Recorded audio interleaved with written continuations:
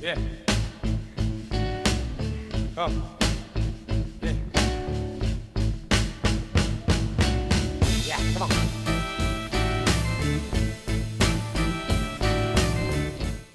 Hello. Hey man, how you doing? Pretty good, man. It's good to see you. Good to hear from you again. Let me back out of this. All right. I'm just gonna turn my Xbox right off. Okay. There. Sorry about that, man.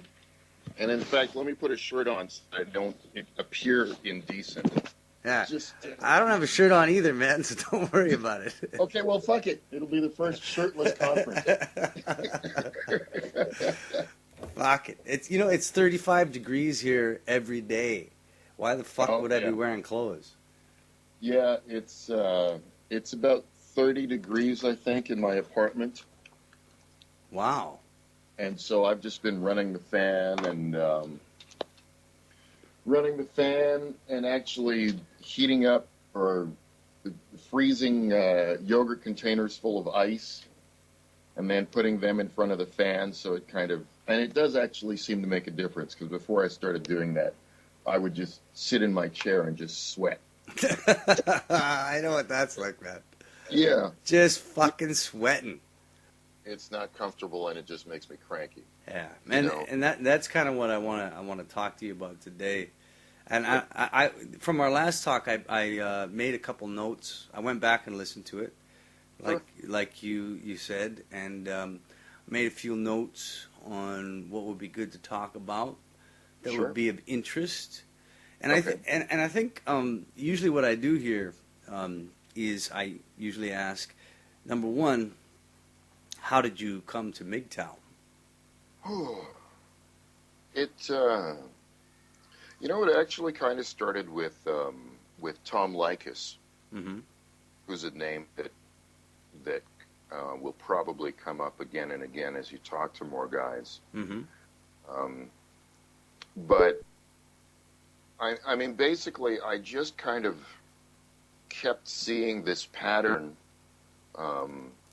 in my life where I'd meet a girl, she loves me, I love her, and once she had gotten what she wanted, or the money was gone, she was gone.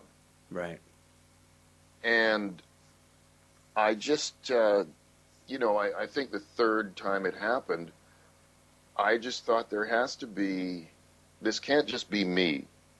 And it can't just be some random pattern. And so I was listening to Tom Likas, and his whole thing is, don't get married, don't live with women, which is just core to the Mgtow philosophy. Yeah. And at some point in my travels, I started listening to Stardust and Barbarossa. Do you remember how you got turned on to those guys? No, I think there was a guy, I don't think he does videos anymore, but I think there was a guy who was called the Contented Expatriate or something like that. And he did a few videos, and I think he was out of New York. And that kind of turned me on. And at some point, I stumbled across Man-Woman Myth. Ah, yeah. That's kind of how I got into it too, actually. Yeah. And boy, I wish he was still making videos. Yeah. And kind of started to put the pieces together. So started kind of listening to him. At some point a few years ago, I started listening to Dr. Warren Farrell talk about the myth of male power. And things just kind of, it's almost like things just kind of start sticking together slowly. And little pieces kind of come into place. I mean, Bruffault's law. Yeah. Yeah, yeah, yeah. Did you find? Did you ever? I mean, do you remember a moment in your personal life Yeah. where a light bulb turned on? I think what happened was as I started listening to things became a lot clearer in retrospect. Hmm. You know, and so when I heard Bruffault's Law, all of a sudden the behavior of some of my ex-girlfriends made way more sense. Hmm. And I think I don't know. I don't even really know how to explain it, but I think I just started listening and I started paying attention to what women did. Yeah, you know, okay. It's funny because what you just said, paying attention to what women did. Yeah. There's a moment. To me, I feel the same way. There's a moment where you're so. There's a convolution of you being so focused on other things. You're not giving attention to that at all. No.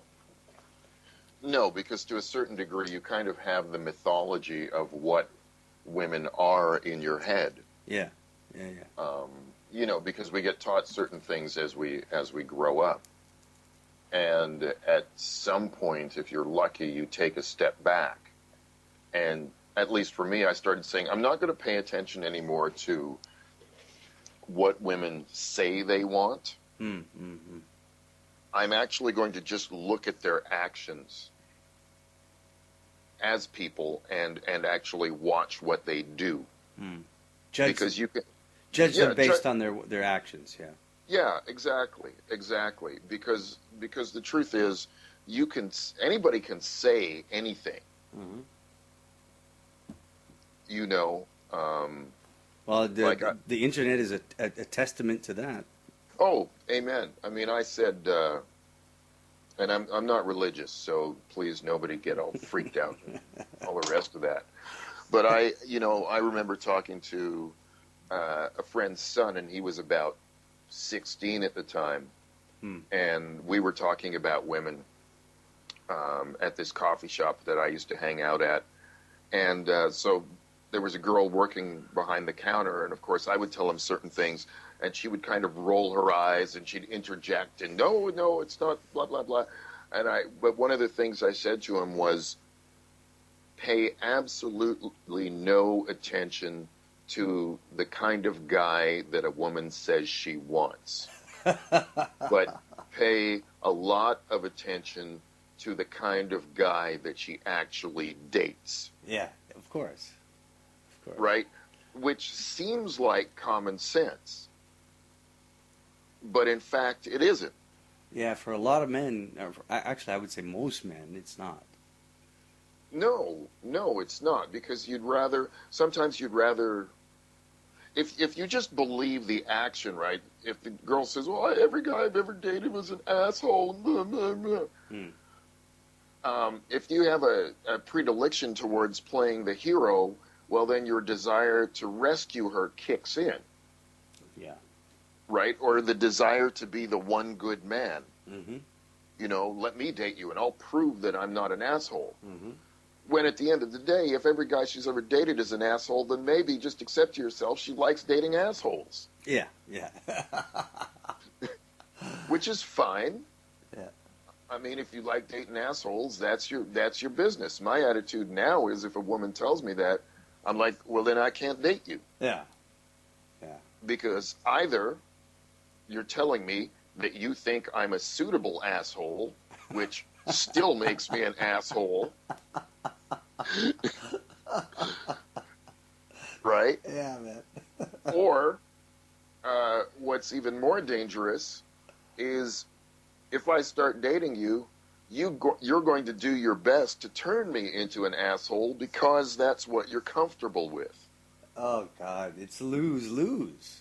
Yeah. That's lose-lose situation. Yeah, so I'm like, nah, not so much. No, this is a shit sandwich I'm not going to eat. Well, that's an important thing, I think, for men to hear, and they do need to hear that. And here's a question: Why do you think that so many men fall into that trap of trying to swoop in and be the non-asshole to the woman who loves the asshole? Well, because it's basically a hero rule. Hmm. Really, and that's one of the primary mythologies that's built into us as men. And I don't even necessarily know that it's socialized. Yeah. Because in every culture that you look at, It's there. It's there. the myth of the hero exists. Yeah. Right? And he's always rescuing a woman. Yeah, exactly. Exactly. Because especially in older cultures, rescuing the woman is probably tied to the fact that she can help you produce offspring. Because there's no point in rescuing a dude unless he's going to give you the keys to the kingdom. Hmm. Or you want to spend the rest of your life jousting. Holy fuck, eh? Which is not a slight to my gay brothers. I mean, if you're gay, then you're gay, and that's all right. But yeah, that mythology exists, and it's a very powerful idea. The idea of being the hero. Yeah, and I like the concept of the fact that the mythology does exist everywhere. So yeah. I think that we as a human species would be ignorant and stupid to assume that it is something learned in a generation sort of thing. Yeah. Which is what, no. And this is what, feminism and SJWs and that side of the coin tries to teach the world, is that obviously, because if you can say that it's all just learned behavior, that you really are confined to a generation. Pretty much. I mean, I would be tempted to go as far back as Freud, because I think he kind of started digging into that kind of stuff. Thunderfoot did a really good video today where he actually said, look, it's inconsistent to say, for example, that a gay person's sexuality is innate. Yeah. And that, therefore, you can't, and he was referencing a Lacey Green video, and, that you can't say, okay, look, gay people, this is the way that they're born, and if you try to change that, it's very damaging, and it's wrong.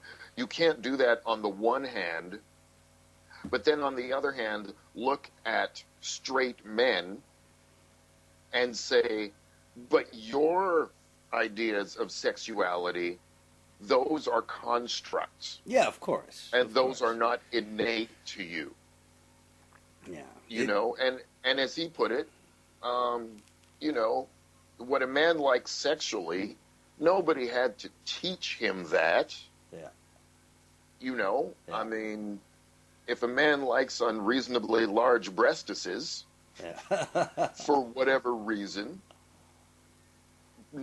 probably nobody told him that. No, it's not something that he grew up learning, and that's where I come. That's what I'm talking about when it comes down to what they're proposing is that you, within a generation, you can teach that, and even psychological manipulation of an entire population takes more than a generation.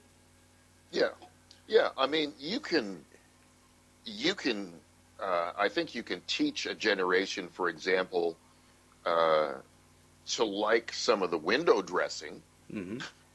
So, for example, a guy of our father's generation might find a girl with purple hair completely unattractive. Whereas for our generation, some of us are actually like, hey, cool, great, she got purple hair. Yeah. Wicked. Make my dick hard. Mm-hmm. I like purple hair. Yeah. You know? Or like the platinum blonde look. Right. You know, when that look came out, the guys who were growing up when that look came out, they probably still like it. So that's a bit of socialization. Yeah, so that socialization is very, like you said, window dressing. It's just window dressing. Yeah. Right? You don't put you don't put platinum, whether it's the girl with purple hair today or the girl with platinum hair in the 1950s or the girl with no hair 20 years from now, she's still pretty. Yeah. Yeah. And if she bends over, you're still going to look. Yeah. You know? Yeah, exactly. Like it or not, there are some things that you cannot train out of men. Yeah. Yeah. As hard as they're trying. And that's that's also a funny thing that often comes up in my experience, or it did before, and maybe I talked to you about this before the last time we had a chat. I was talking about gay men hitting on me in bars, and what I found was I had gay men hitting on me and trying to pick me up in bars, and I thought and I thought to myself, I'm not interested, you know, like you know, go away. But they're very persistent, right? Yeah. They were very, very persistent. And then I thought to myself, but wait a second. If you believe that your homosexuality and the desires you have is inborn, then why do you believe you can convince me to suddenly just go against that and become attracted to you? Well, that might just be fishing. Yeah, well, probably was. Right? They might be fishing. Because I don't think so much for this generation of young gay men. There's this idea that they have to, you know, they come out of the closet when they're in their 20s or 30s or whatnot. A good friend of mine is gay, and he said one of the things he finds interesting about this generation of gay young people is that to them being gay, from what he sees, is almost incidental. Right? Like it's not the most important thing to them. Well, you know, and that's actually a good point because in that aspect, they don't identify based on their sexual preference. I mean, their personality isn't based on their sexual preference. Right, exactly. Whereas in the world we live in, often the media and the sheep that follow it tend to say, no, we must identify by our race, our gender, our sexual identity. Yeah. It's fucked up, man. Yeah, and people can become very, well, frankly, they can become downright angry if you decide that you're not going to play along with whatever the prescribed script is. Yeah. For your particular role. Yeah. You know, whether you're male or female or gay or straight or whatever your race is and whatnot. I mean, as far as I do have a question that's been bothering me, actually, and I'm afraid to post it on my Facebook because I feel like I'll get roasted.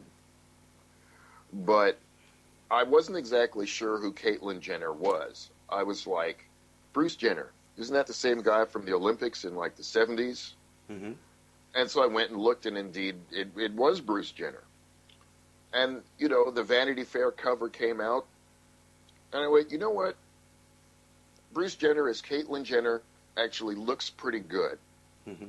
So the question I have is, if Bruce Jenner can turn into Caitlyn Jenner, a sexy senior, and grace the cover of Vanity Fair, because he is 65 years old now. She is now 65 years old. Why is there an ugly woman anywhere?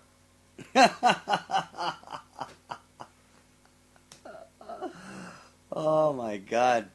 What are these fucking ugly women going to do? Because I'm like, you know, Caitlyn is 65 years old. and people would say, well, it's the money, and it's the, it's like, no, I'm not fighting with y'all. Yeah. But no, as far as becoming Mgtow, I think what's happening, and the reason that it's kind of growing, is not necessarily because it's being promoted, but it's just more and more guys are thinking, when they hear it, some of them think, you mean I'm not the only one who's felt this way, or thought this way, or had these questions of just, what the hell is going on? Yeah. Because as long as you feel like you're the only one that has those questions, then a lot of the mythology about what's supposed to go on between men and women still works. Right? But when you hear something like Bruffault's Law, that changes your perspective. Or I remember Stardust, I think it was Stardust who said, a woman doesn't love a man. She loves what the man can do for her. Yeah. And I think it was man-woman myth that said a woman is a human being and a man is a human doing. That was another one that really, really stuck in my head. And, the interesting thing about that is I think back to the financial crisis of 2008, and there was a spike in suicides. And I thought about that quote, and I thought, the guys who committed suicides weren't the guys who were poor. Right? Because when the financial crisis hits, it's like, you lose your job at Taco Bell, well, then you just go and get a job at Burger King. Yeah. But overall, you don't have that much of your identity tied up in being a fry cook at McDonald's, for example. But if you're, say, between 45 and 55, the great financial crisis hits, and your identity is the vice president of the Bank of Bumfuckery of Iowa. And if there's a Bank of Bumfuckery in Iowa, first of all, it's gender neutral, and second, if there is actually a Bank of Bumfuckery in Iowa, please don't sue me for using your name. But if you're the president or the vice president of that bank, and you lose your job, and that job is your identity, and as a result of losing your job, your human doing, so to speak, you lose your wife, the children, the house, home, everything. You lose everything. Your odds of putting a bullet in your head go through the roof because you don't have. Well, you're not worth what society expects you to be worth anymore. Right. No, it's horrible, man. If we're on that vein of men identifying with what they do, and this is the thing. Let me ask this question: is it possible for a man in today's age to not identify himself with what he does? I don't think so, and the reason I don't think so is that I think that men have always identified with what they do. Because we don't have the ability to give birth and use that to generate our identities. Yeah, agreed. Right? But what I think there may have been in the past was more control and ownership of it. So if you're talking about, let's say, 17th century, and you're an artisan, you are the blacksmith, and no no corporation is going to come along and not allow you to blacksmith anymore. That's true. Right? That's true. And hey, let's go a little bit deeper here. Think about this. Sure. A man, often his name was identified by his profession, Sure. which often comes up in, let's say, a lot of people's last name. Right, exactly. Smith, like as you said. Yeah. Smith, Baker, Yep. that kind of thing. You're absolutely right. So I agree. In a sense, a man for a long time and until today has always been identified by what he does, and to the point where in the past his very name was designed around what he did. Right, exactly. So I think that one of the things that's crucial for men to try to do,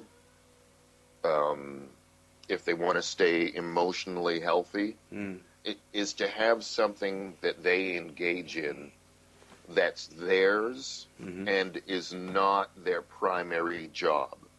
Right. And it doesn't even really matter what it is. I mean, I call it goofy shit. You have to have your goofy shit that means something to you and you alone, no matter how small. So that if you have to take that body blow of job loss, for example, you have to have something that you can grasp, however tenuously, and be able to say, okay, well, at least let me do this while I'm trying to figure out what I'm going to do next. Right.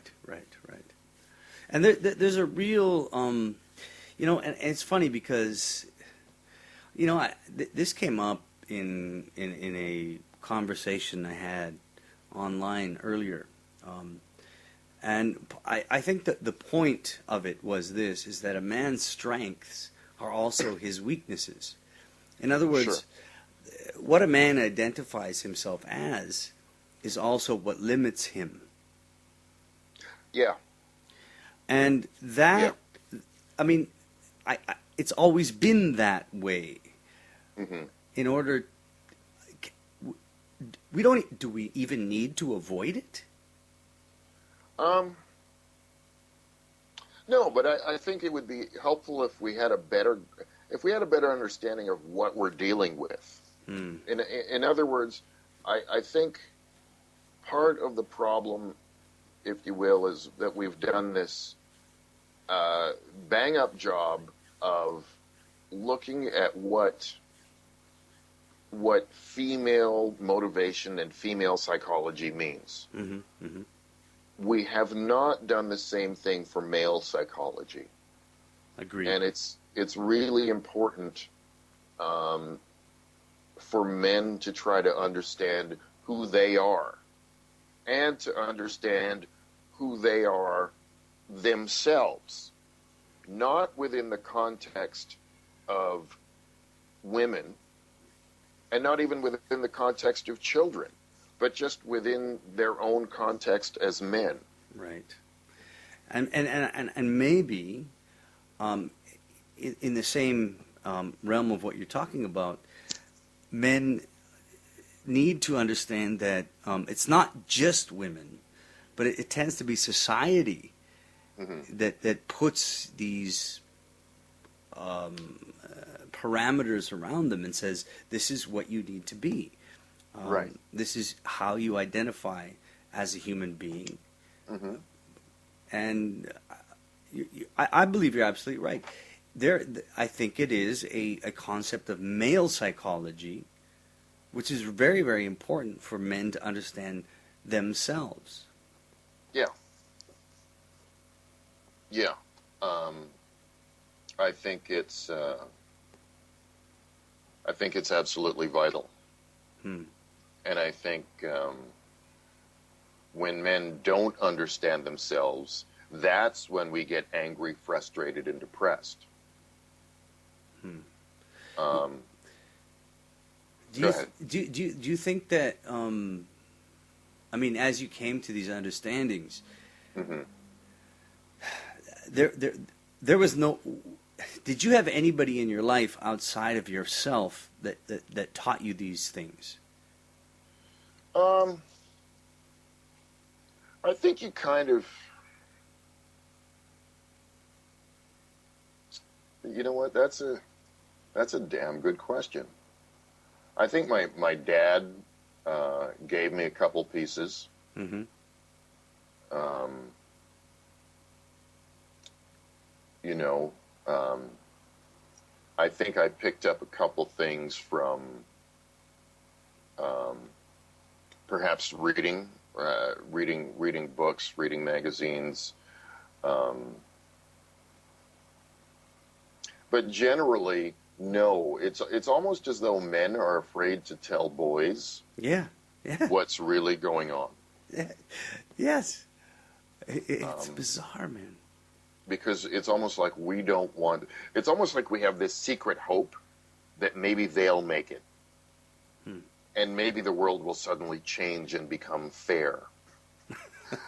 Or fair is the wrong word. Or maybe the world will change at some point and actually acknowledge their needs. Yeah. When they are men. Yeah. Let's move on from there for a moment. And because I was taking some notes from what we talked about before. And one of the things that we talked about was, well, I'll go from the list top down. Sure. Neo-masculinity.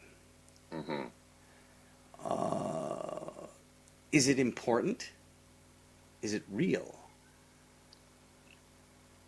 And it's important.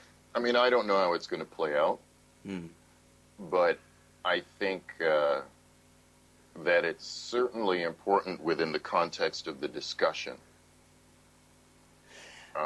For that reason, it's important. And I think sometimes people look from the outside and they see PUAs, MRAs, Mgtows, incels, TFLs, all kind of fighting and calling each other a bunch of names, and you're an idiot, and no, fuck you, and you know, and there's weeping and wailing and gnashing of teeth.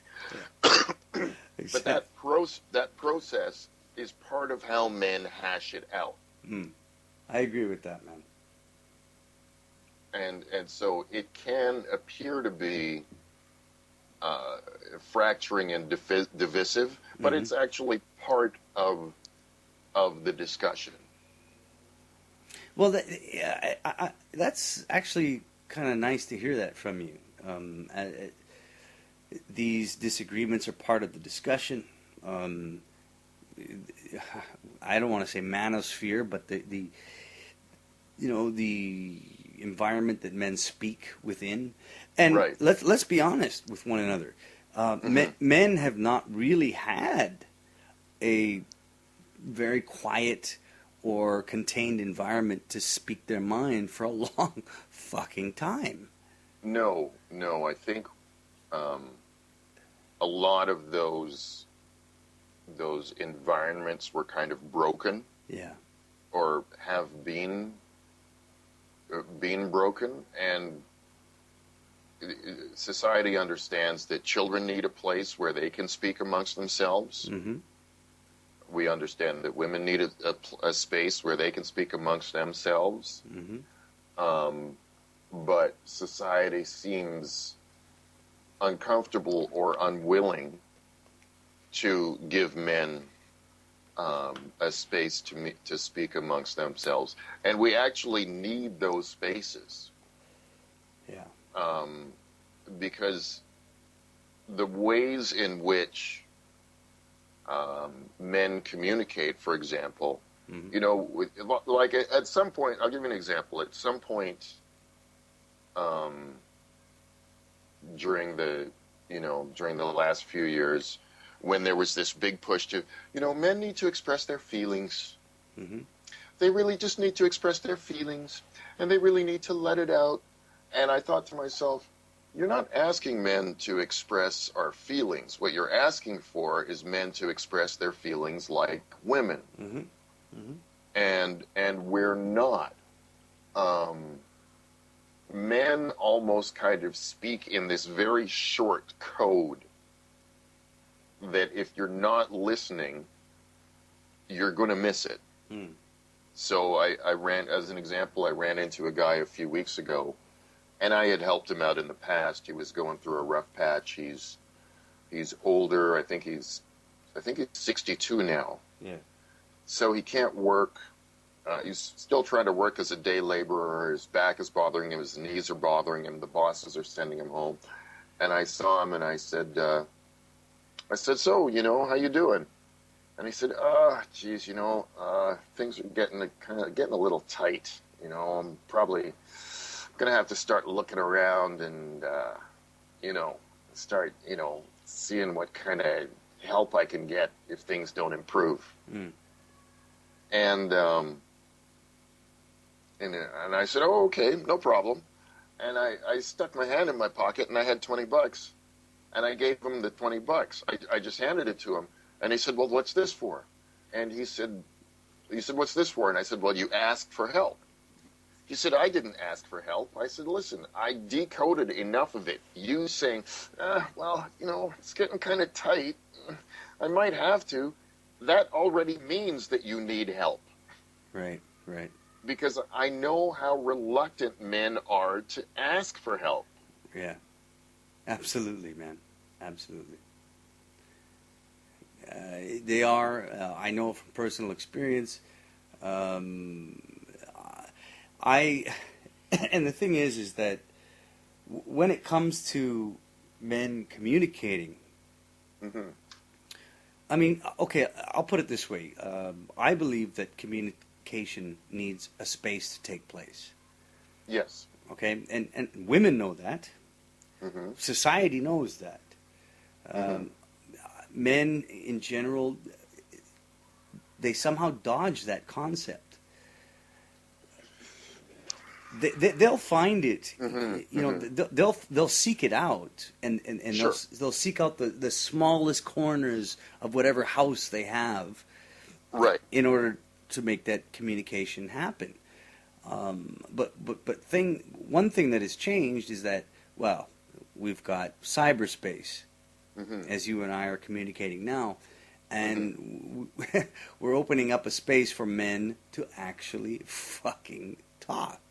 Yeah, and I think bringing up the internet as a means of communication is a good example. I can't remember what I was reading, but whoever it was said men are more comfortable kind of communicating at a distance. Interesting. We don't like sitting in a tiny room, in a shrink's room, and I'm going to sit on the couch across from you and we're going to stare intently at each other and we're going to... No, fuck off. Yeah. Don't like it. But I think we are more comfortable, for example, using the net. Yeah. I have a couple friends of mine and we FaceTime or Skype, and we seem to have much better discussions. Interesting. Under those circumstances. I think, in some ways, we use booze to do the same thing. Yeah. To kind of create that space. But I think that the discussion, men are talking. It's happening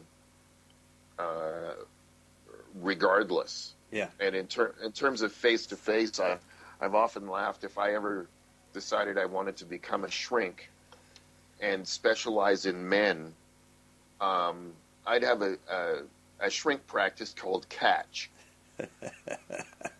And we're not sitting in an office. You're not laying on a couch.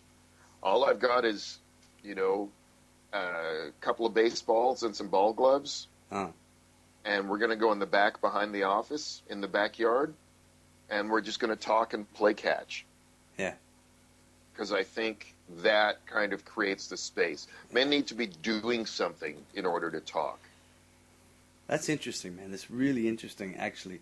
And I'm going to segue into this from what we had just chatted about the last time we spoke. Sure. And this was the concept that, and I think this has a lot to do with men's space and men's minds and how they think and how they're perceived, really. If we identify as men, as Mgtow, we get the label of, well, you can't get laid. Right? Yeah. Now, we discussed this in length the last time we spoke, and let's go over that again, because Oh God.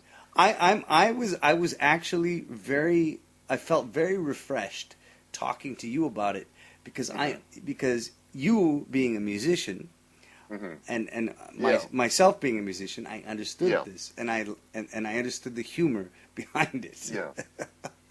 Yeah, the man, I mean, I wish I could remember some of the things we said, and if you have to refresh my memory, go ahead. Yeah, okay. But I mean, on the one hand, I understand it's impossible to explain to a woman what, as a young man, what the need to have sex feels like. Right. You know, it's almost like for lack of a better word, it's almost like an ache. I got a sore thumb, something. Something. It's this ethereal thing that just, Mother Nature just keeps like digging into you're poking in your chest. Fuck, Yeah. And it's impossible to, why can't you pay attention to anything? Because I got this fucking genetic thing going, fuck. Yeah, man. And that anything you do is interspersed in between this fuck. Yeah. And it's hard to get away from. Yeah. I mean, the truth is, as a grown-ass man, there are times where you're not going to get laid. Yeah. Especially if you're not married, you're not in a relationship, you don't, you're not dating. Like, what are you going to do? Yeah. There are times where this shit just ain't happening. And what do you do? Yeah. I think John the Other did a video where he talked about the difference between when a man and woman says, I can't get laid. And he said, when a man says, I can't get laid, what he's saying is, man, I can't even give this shit away. But when a woman says, I can't get laid, what she's saying is, nobody is willing to pay the price that I have set for my vagina. And at this point, some SJWs give me, they're saying all women are prostitutes. I'm not saying that. I ain't saying that. Well, we might be, but even if we are fucking saying that. No, I ain't saying all women are prostitutes. And I mean, while we're on the subject, I think a lot of women have this idea that men don't like hoish women. Do you want me? Let me give you an example. All right. Sure. I want to give you an example of something. And anybody listening to this now, as this is cast, I want everybody to listen to this very simple example of a personal experience. Now, okay, I'm in Indonesia, right? I'm a Western man in Asian country. Right. I'm behind enemy lines, so to speak. Yeah. Now, I've been married and divorced. I don't see women. Very infrequently do I see women. Right. But here's the thing. I mean, we have the internet. So that opens up some options for myself, because I take care of my son and I don't go out. I don't make an effort of presenting myself to women in order to get laid. I don't have the time, I don't have the energy, so I don't do it. However, because of the internet, yes, I can go on there and talk to women. Right. Now I can talk to a woman on the internet who lives in the general area of where I live. Mm-hmm. And I can say, hey, how are you doing? Would you like to meet? Her first response is, what are you going to give me financially? Now, of course, that's, not exactly what she says, but this is basically what it breaks down to. Right. What are you going to give me financially? What are you going to present to me to entice me to meet you? Is it a phone, some money, something? Uh-huh. I need to present myself with some kind of monetary advantage in order for her to be interested in me.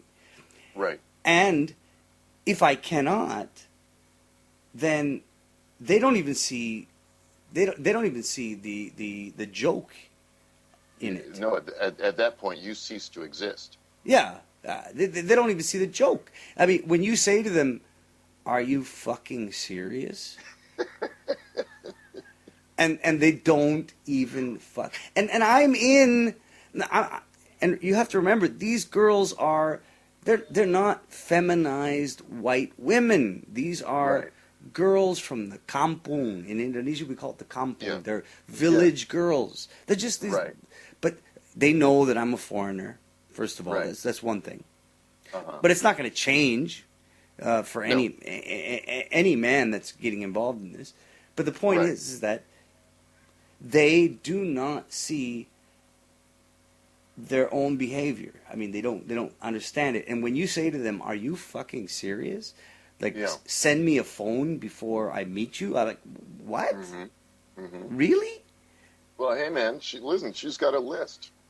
Of course. The last guy showed up with a pair of pants. She needs a phone. You give her a phone. You go on your way. What's the next thing on the list? Okay, she needs a dress. Next guy better show up with a dress. Yeah. Well, that's the whole point, man. It doesn't matter where you come from. I'm talking about poor village girls from Southeast Asia. Yeah, no, that it's not going to change.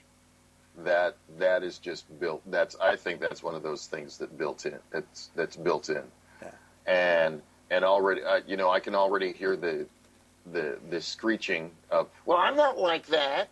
Of course, every single one of them say that shit too. But once you realize that that's the way it is, you can actually start to use it to your advantage. Like, I'm on a few different dating websites, right? Like, I've been on Plenty of Fat for about, I don't know, 4 years now. Still haven't gone on a date. But I have my poison pill, where if I'm chatting with a girl a little bit back and forth, they're basically all parents. And at some point, they all say the same thing. "Pagak, what do you do? Pagak, what do you do?" And if I'm not interested in the girl, I write her back and say, "Well, I clean office buildings at night for a living."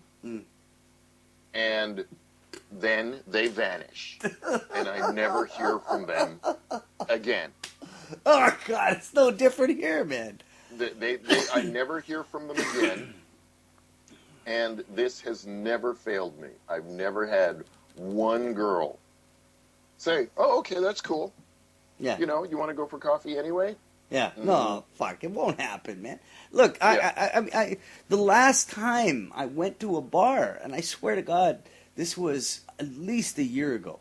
At least a year ago. And the only reason I went is because this friend of mine, this girl, invited me out, and I had the time, and I had somebody to watch my son.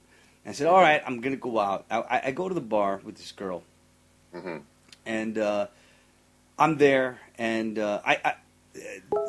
very cute waitress running around, and I said to my friend, "Hey,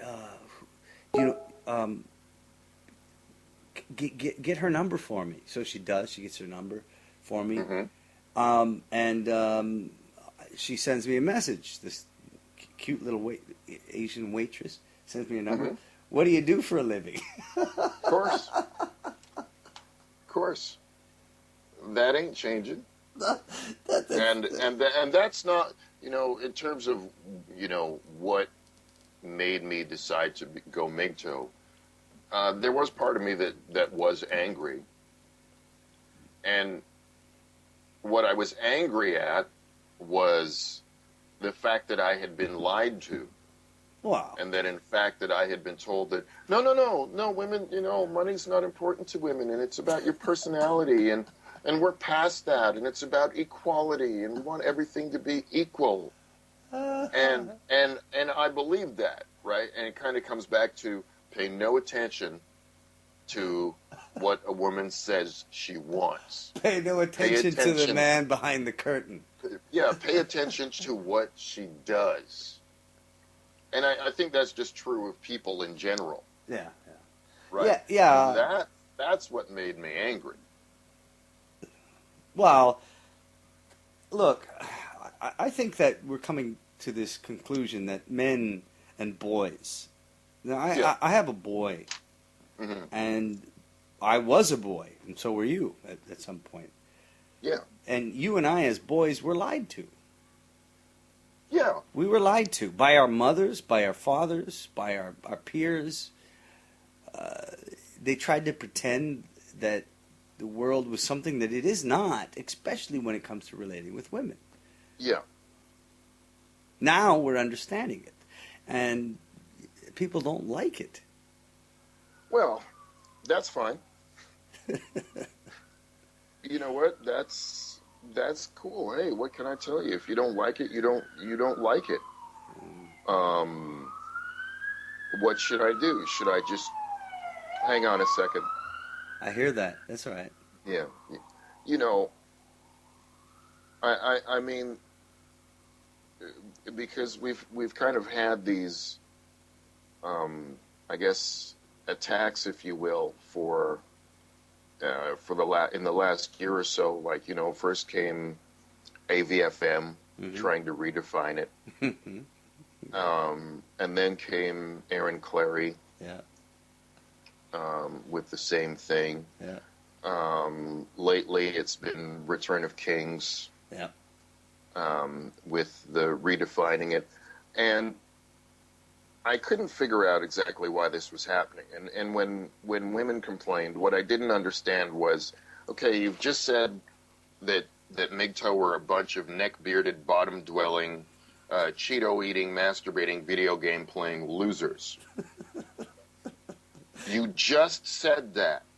So what are you complaining about?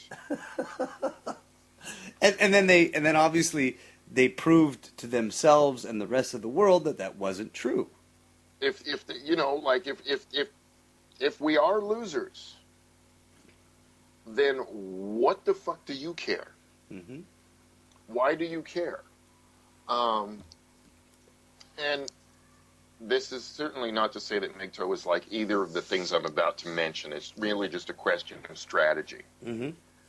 So, I looked at other points when people got very angry. India, basically, to me, broke the British Empire. Mm-hmm. And how did they do that? Well, a big part of it was Gandhi and the strategy of nonviolent non-cooperation. And he was a lawyer, which is all fucked up. Yeah, we're just not going to do it. And then I thought about Martin Luther King and the Alabama bus boycotts, which he took the strategy from Gandhi, and he said, same thing, nonviolent non-cooperation. Yeah. We're just not going to do it. Yeah. In both of those situations, people got incredibly angry. If you look at the Vietnam War and men burning their draft cards, Muhammad Ali going to jail, draft dodgers leaving the country. These were men saying, we're not going to do it. Yeah. And in most cases, nonviolent non-cooperation. Yeah. To me, that is one of the cores of Mgtow. Yeah. Nonviolent non-cooperation. I'm not going to do it. Yeah. And predictably, people become angry.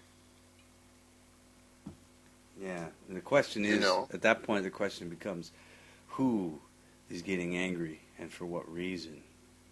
Well, nobody likes to be denied a potential resource. Right? The British viewed India as a resource. The Indian people as a resource. They didn't want to be denied that. Okay? The Alabama Bus Company didn't want to be denied the resource, the money of the black passengers. The American government didn't want to be denied the potential soldiers, which the draft dodgers were. And in the same way, women don't want to be denied the possibility of a draft horse, a partner. Same shit. Yeah, same shit. They don't want to be denied the possibility of that, even if they don't want it. It's kind of incredible. Like just in case. Well, it's almost as if women have had so much goddamn privilege in their lives that even an ounce of loss to that privilege is something for them to stand up in arms against. Well, in a way, it kind of makes sense, right? Like if you look at somebody who's really, really rich and has been rich all their whole lives, some of those people, for example, become incredibly picky. Right? The couch is the wrong shade. Oh, there's a little rip in it. Oh, my latte's cold. This is the wrong kind of cheese. Right? When you come from hard times, couch got a little rip in it, not a big deal. Yeah, fuck it, man. You know, cheese got some mold on it, get a knife and cut it off. Thomas Sowell, you sent me that Thomas Sowell clip, which was brilliant. Yeah, that's great. great. But he also said, to those who are used to special treatment, equality feels like oppression. Yes! Absolutely. Absolutely. And every fucking woman needs to understand that in this day and age. Come on, they won't. They won't. You're asking for the impossible. Yeah. It's just like this persistent myth that I've seen floating around that says that at some point women will hit the wall, the magical wall. Their eggs will fall over dead, and they'll realize what awful people some of them have been. It's never going to happen. Well, they'll hit the wall, definitely, and they'll have to readjust their lifestyle based on that hitting of the wall. But it's not gonna offer them any kind of sympathy. No, they won't, because that requires an acknowledgement. No. Yeah. Right? That requires some level of responsibility. So because basically what some people are asking is that women who've never really had to take responsibility for big chunks of their own life, and it's always somebody else's fault, and the patriarchy and the great googly moogly and their dad who wasn't there and their mother who didn't love them and blah, blah, blah. Yeah.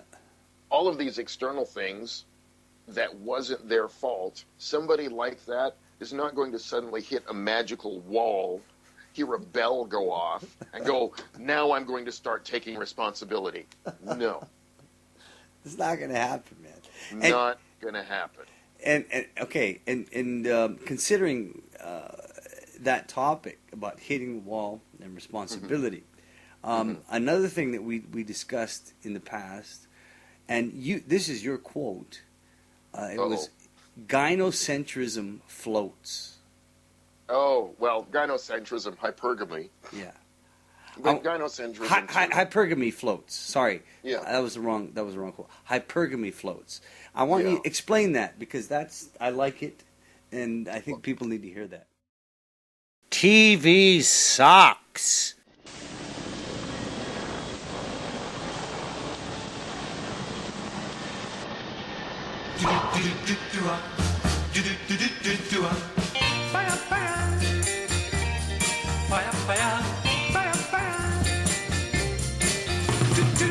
かわいい顔して色白で知恵が回って明るくて笑い上手はいいけれど派手ないたずらたまに傷あれはどこの子魔法の子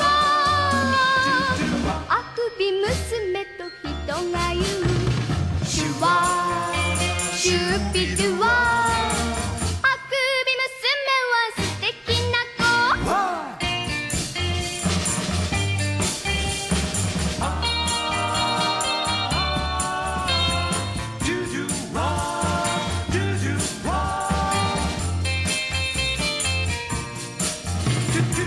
男勝りで素早くてパンチ強くてかっこよく抜け目ないのはいいけれど派手ないたずらたまに傷あれがそうだよ魔法の子